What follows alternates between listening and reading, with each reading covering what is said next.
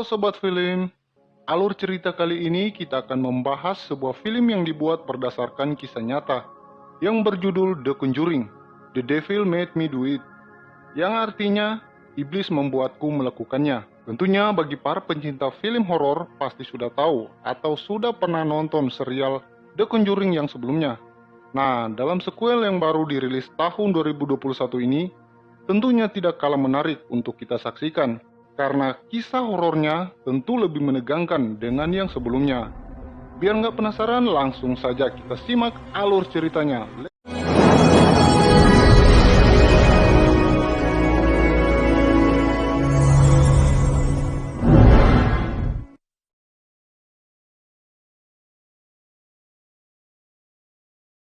Di awal film kita dibawa ke tahun 1981, di mana Ed dan Lorraine Warren, sang tokoh paranormal dalam dunia Conjuring, diundang ke sebuah rumah keluarga Gletser untuk mendokumentasikan pengusiran setan yang merasuki tubuh seorang bocah berumur 8 tahun bernama David.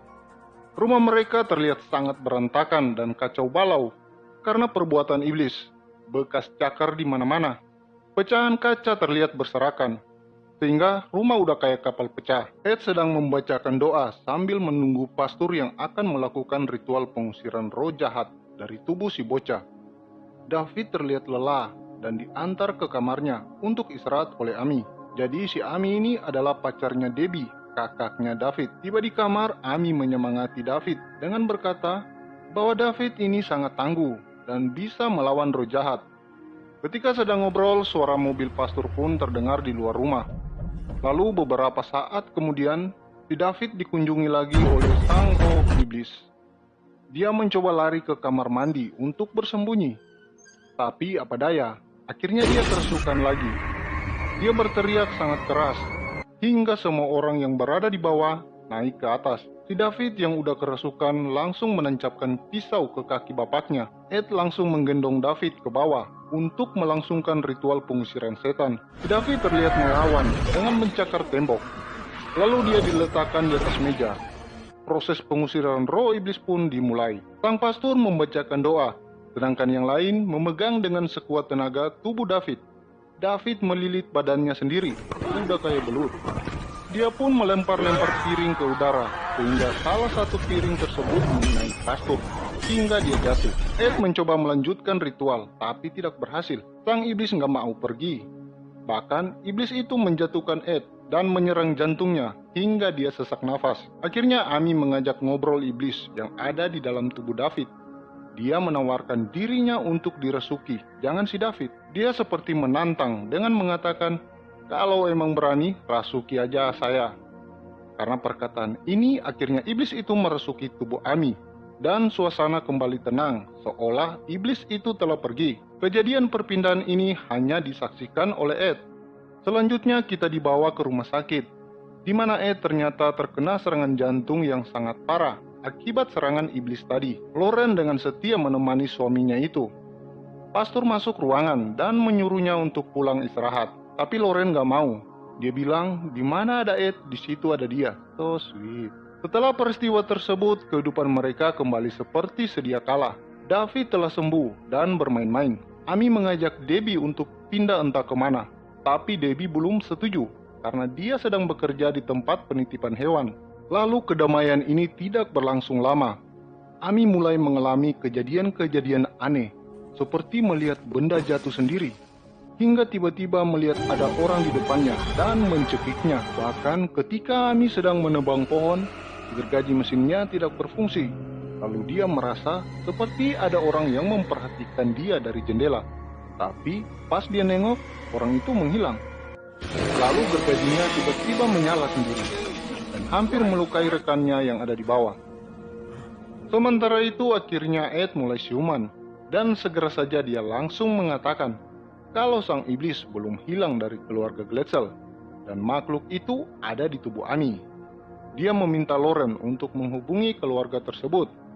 Lorraine pun menelepon kediaman keluarga Gletzel, tapi tidak ada yang angkat. Akhirnya Lorraine menelepon kantor polisi.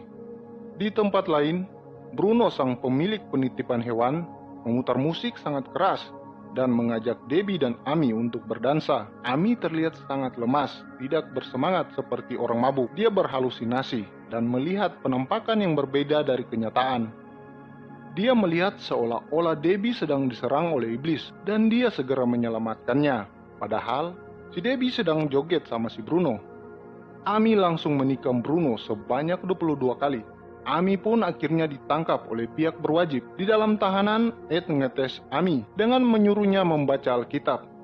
Tapi dia membacanya dengan lancar, sehingga membuat Ed dan Lauren bingung, karena berarti Amy ini sudah tidak kerasukan.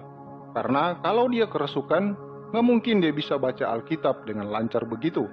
Akhirnya Ed menemui seorang pengacara untuk membela Amy. Tetapi sang pengacara nggak mau membela Amy, karena udah jelas dia adalah pelaku pembunuhan. Tapi Ed berusaha meyakinkannya bahwa Amy sedang kerasukan waktu itu. Jadi bukan dia yang melakukannya, tetapi iblis. Sang pengacara tidak percaya dengan hal-hal gaib. Ed tidak kehabisan akal. Dia meminta pengacara ke rumahnya dan bertemu dengan Annabelle agar dia lebih yakin tentang hal-hal gaib. Singkat cerita, di pengadilan, di sini terlihat si pengacara wajahnya pucat dan gemetaran. Dia akhirnya membela Amy dengan mengatakan ke hakim kalau Amy tidak bersalah karena dia dirasuki iblis saat itu. Hakim dan hadirin di sana sangat terkejut. Kayaknya nih pengacara berubah pikiran setelah berjumpa dengan Annabelle. Lauren masih penasaran dengan iblis itu. Mana mungkin dia keluar begitu saja dari tubuh orang? Lalu dia dan Ed langsung meneliti lebih detail dengan mendengarkan ulang rekaman yang mereka lakukan pada awal mereka menangani peristiwa kerasukan si David dulu. Jadi sebelum David kerasukan, mereka sekeluarga baru pindahan ke rumah baru, dan di sana David jalan sendiri di dalam rumah dan memasuki sebuah kamar. Di dalam kamar ini ternyata ada tempat tidur yang berkasur air. David mencoba tiduran dan akhirnya ditarik oleh sesosok iblis yang muncul dari dalam kasur itu. Inilah asal muasal kerasukan David. Ed dan Lauren terus menelusuri rumah itu untuk mencari jawaban dari peristiwa ini, hingga membawa mereka ke kolong rumah. Lauren menemukan sebuah totem atau benda penyihir yang ditutupi kain. Dari penemuan ini, Lauren dan Ed menyimpulkan kalau David telah kena kutukan dan telah pindah dari tubuh David ke Amy. Kutukan ini akan hilang jika ada nyawa sebagai gantinya. Jadi, mereka harus segera menyelesaikan kasus ini sebelum Amy terbunuh. Nah, pertanyaannya sekarang adalah, kira-kira siapa yang menaruh totem kutukan di rumah itu? Pastor menyuruh Ed dan Lauren pergi menemui Pastor Kessner, yang menurutnya mungkin dia tahu masalah ini. Lalu mereka pun tiba di kediaman Pastor Kessner. Dia menunjukkan foto totem kutukan tersebut. Kessner langsung menyarankan mereka agar melupakan pernah melihat benda ini, karena kutukan seperti itu sangat kejam. Tapi Ed dan Lauren tetap ngotot ingin tahu siapa yang menaruh benda kutukan tersebut ke rumah keluarga Glatzel. Kessner pun membawa mereka ke ruang bawah tanahnya. Di sana adalah ruangan di mana Kessner menaruh seluruh penemuannya mengenai benda-benda terkutuk. Mirip-mirip sama ruangan di rumah Ed dan Lauren, yaitu tempat mereka menaruh boneka Annabelle dan lain-lain. Ed masih terus mempelajari mengenai benda kutukan itu. Ia pun mendapat kabar kalau seorang detektif mencarinya, karena detektif itu juga menemukan benda atau totem yang sama dalam sebuah kasus pembunuhan. Ed dan Lauren pun ke sana. Mereka membantu detektif dalam menemukan kasus yang belum bisa mereka pecahkan, yaitu mengenai menghilangnya dua gadis, di mana yang satu telah ditemukan dan tertusuk sebanyak 22 kali. Yang satunya lagi masih belum ditemukan. Lalu mereka pergi ke lokasi tempat ditemukannya mayat gadis yang ditemukan tewas tersebut. Lauren sebagai seorang cenayang bisa merasakan kejadian yang dialami kedua gadis tersebut, di mana salah satu dari mereka kerasukan, lalu menusuk temannya sebanyak 22 kali. Lauren bisa menemukan di mana mayat yang satunya lagi berada, yaitu di bawah tebing yang curam. Saat itu Lauren pun hampir terjatuh karena ditarik sesosok iblis, tapi berhasil ditolong oleh Ed. Nah, si iblis yang merasuki Amy kini datang lagi mengganggu Amy yang sedang mengepel lantai penjara, sampai-sampai dia mau dicekik. Lalu di pagi hari, Amy dikunjungi oleh Debbie dan David. Dia akhirnya mengaku kalau dia masih diganggu terus oleh si iblis yang menyuruhnya untuk bunuh diri. Debbie langsung menelepon Ed dan menceritakannya. Sebelum selesai bicara, telepon mereka mendadak putus. Loren menjelaskan ke Ed, jika ini kutukan, berarti si iblis tidak datang atas kemauannya, tapi karena dipaksa datang, dan kutukan ini bisa dipatahkan. Kemudian Loren ingin melihat jasad wanita yang sebelumnya ditemukan di tebing untuk menyelidiki lebih lanjut. Mereka berdua pergi ke rumah duka, di mana jasad gadis itu disimpan. Karena tidak ada penjaga, mereka pun masuk seperti maling. Ketika mereka berdua menemukan jasad itu, Loren mencoba berinteraksi dengan alam lain, hingga seperti bertemu dengan pembuat kutukan itu dengan cara memegang tangan jasad tersebut. Loren berhasil mengetahui siapa dalangnya. Ternyata seorang wanita penyihir yang sedang mencoba menyelesaikan ritual kutukan dengan menyalakan lilin dan mulai membaca mantra. Dia sedang memaksa Amy untuk bunuh diri. Amy yang berada di dalam sel sedang ketakutan karena melihat bayangan-bayangan aneh. Dia diberikan air suci oleh seorang pastor untuk jaga diri. Dengan air itu dia melingkari dirinya sambil berdoa, tapi nggak mempan.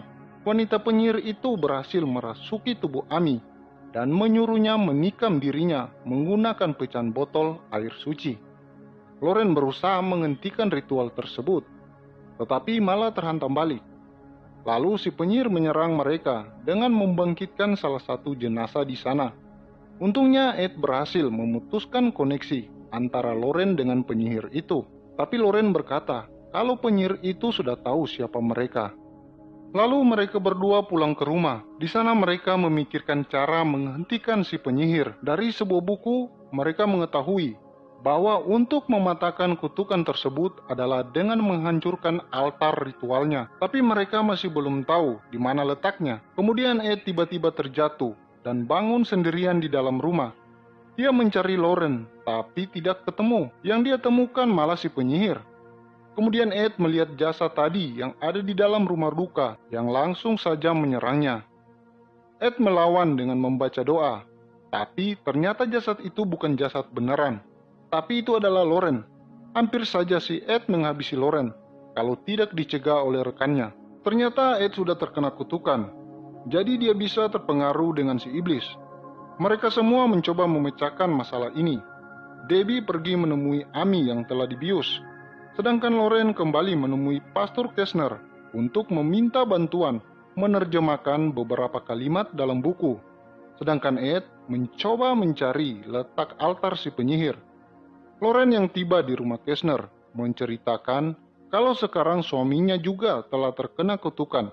Lalu Kessner akhirnya mengakui kalau ini adalah ulah dari anaknya. Dia sedih karena dedikasinya yang tinggi untuk menghancurkan aliran sesat, tetapi malah anaknya jadi penganut aliran tersebut. Loren kaget dan bilang, kenapa tidak kasih tahu sebelumnya? Tapi Kessner tidak mungkin bilang, karena penyihir itu adalah putrinya sendiri. Loren merasakan kalau si penyihir sudah ada di dalam rumah itu. Lalu Kessner menyuruh Loren pergi ke ruang bawah tanah, karena di sana dia akan menemukan jawaban dari kasus ini. Karena di sanalah altarnya berada dan harus segera dihancurkan. Si penyihir itu tiba-tiba muncul di tempat Kessner, dan tanpa basa-basi, dia langsung membunuh bapaknya sendiri. Loren terus menelusuri lorong-lorong bawah tanah dan mencari altar tersebut. Ketika berhasil ditemukan, dia mencoba menghancurkannya, tapi apa daya, dia nggak kuat. Si penyihir pun sudah tiba di hadapannya. Loren berlari sambil berteriak. Nah, Ed telah mengetahui di mana kira-kira letak altar tersebut. Dia langsung bergegas ke sana dan menyuruh partnernya untuk menghubungi polisi. Sesampai di kediaman Kessner, Ed teriak memanggil Loren, hingga dia mendengar teriakan Loren dari dalam gorong-gorong. Kemudian dia membuka pintu gembok dan masuk ke sana. Loren sudah tertangkap oleh si penyihir dan hampir tertusuk. Beruntung lagi, dia berhasil kabur. Ed yang sedang mencari Loren, tiba-tiba didatangi si penyihir yang menyamar jadi istrinya. Lalu dia meniupkan semacam guna-guna ke mata si Ed, hingga dia kerasukan lagi. Si penyihir kemudian melanjutkan ritualnya, sehingga Amy menjadi kerasukan dan kembali mengamuk. Dia berhasil lepas dari borgol dan berusaha untuk menikam diri sendiri. Debbie berusaha mencegahnya, sedangkan Ed memukul membabi buta ke segala arah. dan Lauren terus berusaha menyadarkannya dari pengaruh guna-guna. Akhirnya Lauren berhasil menyadarkan Ed. Kemudian Ed langsung mengarahkan palunya ke altar dan membuatnya terbelah. Karena altar telah hancur, maka efek sihir pun langsung hilang dan Amy kembali tersadar. Karena altar juga telah hancur, si iblis mengamuk dan membalaskannya ke si penyihir. Sebab jika bersekutu dengan iblis, nyawa adalah imbalannya. Seperti biasanya, polisi pun datang setelah kejadian selesai. Dan di akhir film kita ditunjukkan dengan Ed yang menambah lagi koleksinya di gudang penyimpanannya, yaitu cawan dari altar ritual penyihir tadi. Sedangkan Amy sedang menunggu untuk dibacakan keputusan mengenai sidangnya. Dan akhirnya, Amy didakwa 5 tahun penjara, jauh lebih ringan dari tuntutan jaksa penuntut, yaitu hukuman mati. Dan film pun tamat. Nah guys, begitulah alur cerita film dari The Conjuring, The Devil Made Me Do It. Kalau ada yang mau request film, bisa tulis di kolom komentar. Thank you.